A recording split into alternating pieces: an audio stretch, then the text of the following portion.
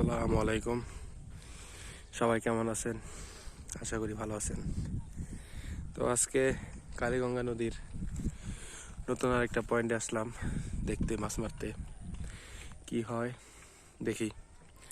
এটা হচ্ছে কালীগঙ্গা নদীর মানিকগঞ্জ মাটিকাটা। আজকে আসলাম আমরা মাটিকাটা মাছ মারতে, দেখি কি হয়, আপনাদের আপডেট জানাবো। তো এই হচ্ছে আমাদের ছিপ, সবগুলো টোপ ফেলা শেষ। আমরা হচ্ছে আজকে রুটি লাড্ডু দুইটাই খেলবো। আসলাম, এখনো কোনো মাছের ওয়াশ দেখি নাই, একটু ধৈর্য ধরতে হবে, দেখা যাক কি হয়।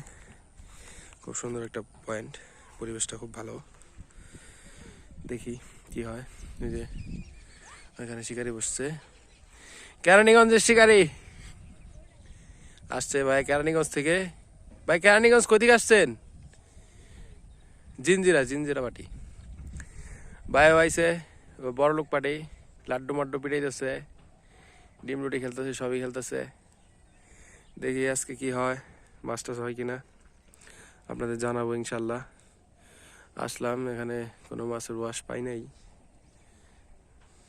ইনশাল্লাহ মাছ হবে আশা করি, দেখা যাক। তো আমরা হচ্ছে তেমন কোনো মাছ পাই নাই। এখানে হচ্ছে ওনারা যে চায়না জাল দিছে, জিরা রাখছেন নি রাতে চায়না জাল দেয় নদীর মাঝখানে। সব মাছ চায়না জালে হচ্ছে একটা ভাগাইট আর হচ্ছে একটা রিটা মাছ পাইছে। আসলে মাছগুলো উন্মুক্ত করে দেওয়া উচিত ছিল।